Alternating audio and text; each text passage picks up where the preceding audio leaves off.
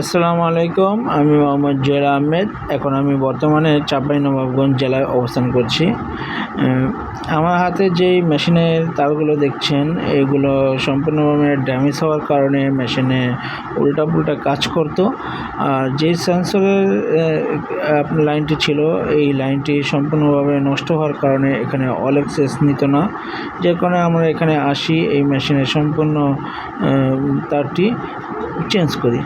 আর আমার হাতে দেখতে পাচ্ছেন এখন এই মেশিনে স্টেপার ড্রাইভের যে কানেক্টরগুলো ছিল, এই কানেক্টরগুলো লুজ হওয়ার কারণে এই কানেক্টরগুলো নষ্ট হয়ে যায়। এখান থেকে শর্ট সার্কিটের কারণে এই মেশিনের বিভিন্ন প্রবলেম আসে। আর যে রিচোটারটি দেখতে পাচ্ছেন, রিচোটার রিমোটটি, এই রিমোটের যে রিসিভারটি ছিল, এই রিসিভার থেকে রিমোটে কমন দিত উল্টা পাল্টা করে, যে কারণে মেশিন চলাকালে ধাম ধুম করে বাড়ি খাওয়ার পর এই মেশিনের অরিজিনটি সরে যাচ্ছে।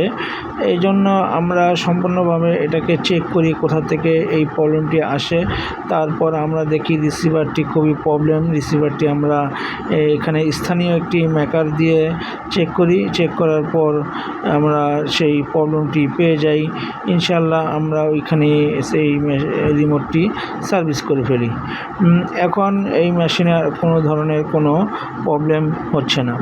এই ধরনের প্রবলেমে যারা পড়বেন, মেশিনে রিভার্স ফরওয়ার্ডে প্রবলেম, প্লাস আপনার এই মেশিন একদিকে যাচ্ছে প্লাস মাইনাসে, অবশ্যই আমাদের সাথে যোগাযোগ করবেন। ইনশাল্লাহ আমরা ভালো